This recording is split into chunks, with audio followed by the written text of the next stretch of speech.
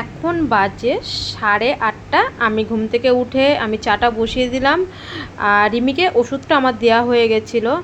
আর জানোই তো আমি চা খাই, 8:30 থেকে ভিডিওটা এর জন্য চালু করলাম।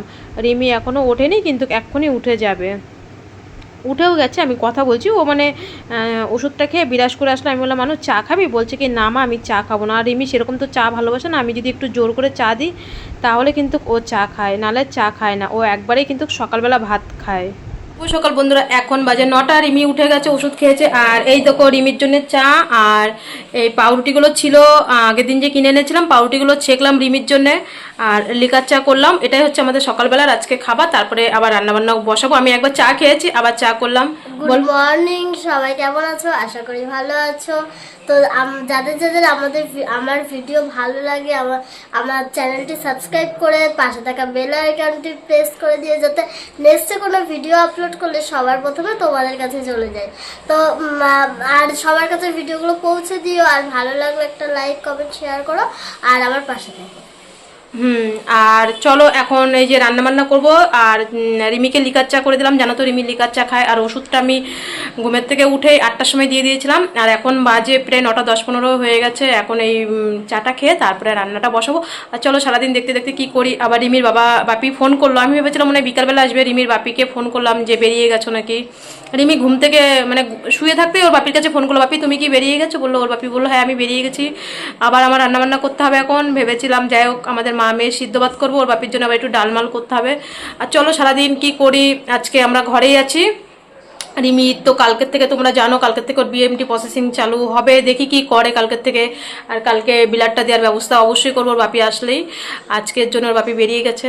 আর সারাদিন কি কি করতে থাকি চলো দেখো। সবাই ভালো থেকো, সবাই পাশে থেকো। আর একটু রিমি সাপোর্ট করো সবাই রিমিকে। আর অবশ্যই তোমরা তো সাপোর্ট করছো, তোমাদের তো কোনো তুলনা হয় না।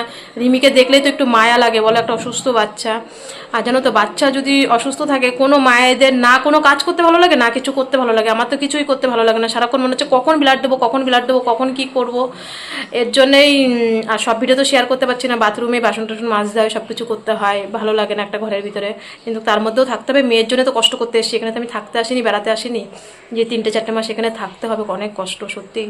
আর আমার মতন যারা এরকম ভেলোরে পড়ে থাকে, এই যে যেমন সুমনই তো ছিল তাই না, সুমনই যেমন 3টে বছর পুরো টানা পড়েছিল, তোমরা তো সুমনের ভিডিও দেখেছো।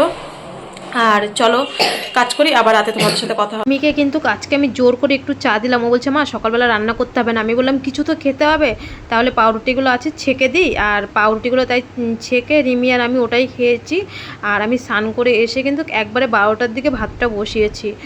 ও বলছে মা একবারে রান্না করো। আর কালকে যেহেতু মাংস খেয়েছি, বললো মা আজকে হালকা কিছু একটা রান্না করো, বেশি কিছু রান্না করতে হবে না। আমি বললাম ঠিক আছে মা। আর একটু ডাল করলাম, মুসুরি ডাল, ভাতটা বাইরে করে নিয়েছি।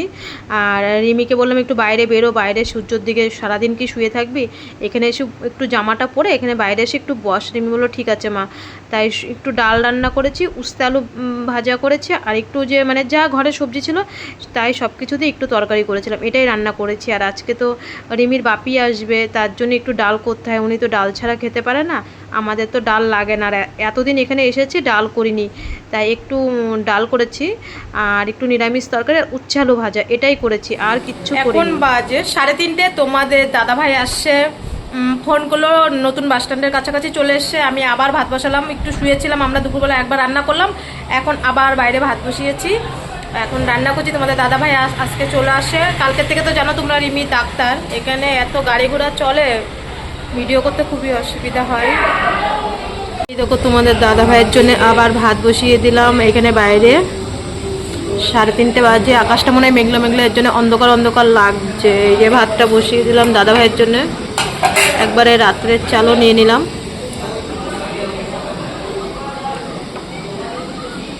আর তোমাদের দাদা ভাইও কিন্তু চলে এসছে। আমি কিন্তু দুবার ভাত করলাম, সকালে একবার করেছি আর দুপুরে যেই ভাতটা করেছি একবারে রাত্রে ভাত করে নিয়েছি।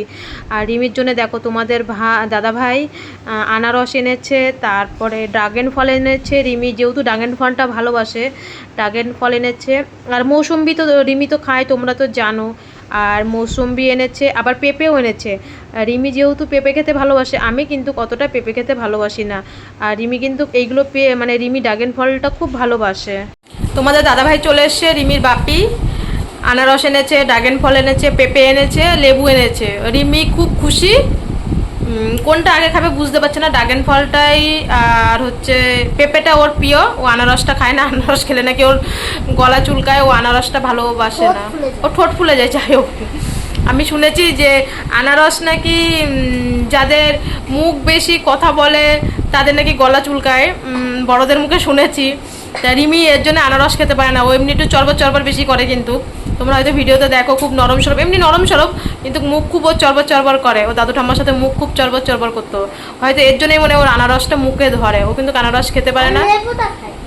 তোমাদের দাদাভাই খাওয়া দাওয়ার পরে পেঁপেটা কেটেছিল, সত্যি পেঁপেটা খুব মিষ্টি ছিল। আর রিমি কিন্তু, আর সবাই যেন পেঁপে খাওয়া কিন্তু খুব উপকার। আর রিমিও খেয়েছে, আমি পেঁপেটা অত ভালোবাসি না, আমি অল্প একটু খেয়েছি। আর খেয়ে দিয়ে একটু শুয়ে থাকার পরে, আর দেখো এখন কিন্তু 5:30 বাজে। আজকে কিন্তু খুব তাড়াতাড়ি রেডি হয়ে গেছি, কারণ চার্জে কালকে আমার যেতে লেট হয়ে গেছিলো, প্রায় 6:15 বেজে গেছিলো বলে আজকে আমি 5:30টার সময় খুব তাড়াতাড়ি বেরিয়ে গেছি। আমি তোমাদেরকে ভিডিওতে বলি না, আমার যতক্ষণ না চার্জে যাব মনে হয় যেন কি কখন 6টা হবে, কখন 6টা হবে। এখন প্রায় 5:30 কি 5:40 বাজে। আমি আর রিমি বেরিয়ে গেছি। তোমাদের দাদাভাই ঘরে শুয়ে আছে, উনি হয়তো ভোরবেলা বেরিয়েছে, ঘুম পাচ্ছে, তাই আমি ডাকিনি। আমি বললাম তোমার যদি ভালো লাগে তুমি চলে এসো, না লাগলে তুমি এসো না, আমি প্রার্থনা করে পরে আসবো। আর এর জন্য আমি আর রিমি কিন্তু ঠিক আমাদের 5:30টার দিকে, আমরা পুরনো সিএমসিতে চার্জটা তো পুরনো সিএমসির দিকে কিন্তু আমরা চলে গেলাম। আর কালকের ভিডিওতে তো তোমরা দেখেছো, তোমরা অনেকেই বলছো হ্যাঁ দিদিভাই মাঝে মধ্যে যাবা, এখানে কিন্তু আমি প্রত্যেক দিন আসি। আর আজকে জানো তো চার্জের সবথেকে একটা জিনিস ভালো লেগেছে, আজকে রিমিকে ধরে না চার্জে যারা গান করে, এখানে যারা চার্জে থাকে তারা রিমিকে অনেক আশীর্বাদ করেছে। রিমিকে অনেকক্ষণ ধরে রিমিকে ধরে যে ওদের যে মন্ত্রটা, ওই মন্ত্রটা পড়েছে, আর রিমিকে বলেছে এই মন্ত্রটা সবসময় পড়তে। যিশু উনি একজন পারবে এর থেকে মুক্তি করতে। আজকে চার্জে এসে জানো না, মানে আমি এতদিন ধরে যে চার্জে আসি তার মধ্যে রিমিকে কিন্তু ওরা আজকে খুব মানে আশীর্বাদ করেছে, রিমিকে নিয়ে প্রার্থনা করেছে। আর আজকে আমরা একদম সামনে কিন্তু চার্জের সামনে বসি, প্রথমে পেছনের দিকে বসছিলাম, তারপরে যখন রিমিকে আশীর্বাদ করলো, এই জায়গাটায় সামনে আশীর্বাদ করেছে। আর দেখো এখানে সবাই কিন্তু আশীর্বাদের জন্য যাচ্ছে। আমাদের 2টো বই দিয়েছে, ওই বইগুলো আমরা আগে পড়েছি, আবার 2টো বই দিয়েছে। আর এখানে সামনে রিমিকে একদম খুব সুন্দরভাবে আশীর্বাদ করেছে, ওরা অনেক ভরসা করেছে। আর এদিকে দেখো প্রার্থনা করে আমরা বেরিয়ে গেছি চার্চে। অনেক দিদিভাই যেমন সুপর্ণা আর লক্ষ্মী, বনু, ওরা বলছে দিদিভাই মাঝে মধ্যে যাবা এখানে। বনু তোমরা যদি ভিডিওটা দেখে থাকো, আমি এখানে প্রত্যেক দিনই প্রার্থনা করতে আসব। আর এই যে 2টো বই দিয়েছে রিমির কাছে, এখানে পড়তে যিশুর সম্বন্ধে ঠাকুরের কাছে। আর এদিক দিয়ে প্রার্থনা করে আমি বেরিয়ে গেছি। দেখি কি প্রার্থনা করে যখন আসছি তখন রাস্তায় তোমাদের দাদাভাইয়ের সাথে দেখা হয়েছে। দেখি বাজারের দিকে আসছে, আজকে একটু বাজার করতে হবে, কেননা ঘরে তো সেরকম কিছু মানে বারণ তো, তাই আসলাম। রাতে কি রান্না করব, যা রান্না করেছিলাম সকালবেলা ওটাই তো খেয়েছি, শুধু ভাতটা করা আছে। আর রাতে আমার একটু তরকারি করতে হবে, তাই তোমাদের দাদাভাইকে বললাম যে ডিম নাও, তাহলে ডিমের তরকারি করো রাত্রিবেলা। কালকে আবার ভোরবেলা হসপিটালে রিমির জন্য বেরোতে হবে, রিমির তো জানো শরীরটা খারাপ। আর এই যে রিমি যে আমার রুমের থেকে হসপিটালে আসতে 2 মিনিট লাগে, তাই বলছে মা আমার না খুব কষ্ট হয়ে যাচ্ছে, বুকের মধ্যে ধরপড় করে, যখন জানো তো ব্লাড শেষ হয়ে যায় তখন বুকের মধ্যে ধরপড় করে কিন্তু। তাই একটুখানি হেঁটে ডিম নিয়ে এসে আর ঘরে চলে এসেছি। তারপরে তোমাদের দাদাভাই চা করেছে, আমি একটু লাইফে ছিলাম বলে রাতে রান্না করেছিল ডিম, তোমাদের দাদাভাই সেটা শেয়ার করা হয়নি। তারপরে চা খেলাম। সবাই ভালো থেকো, সুস্থ থেকো। কালকে আরও নতুন একটা ভিডিও নিয়ে আসবো। আর ঠিক মতন ভিডিও করতেও পারছি না, ঠিক অবশ্যই তোমাদের কালকে নতুন আরও ভালো ভিডিও দেওয়ার চেষ্টা করব। একটু রিমির পাশে থেকে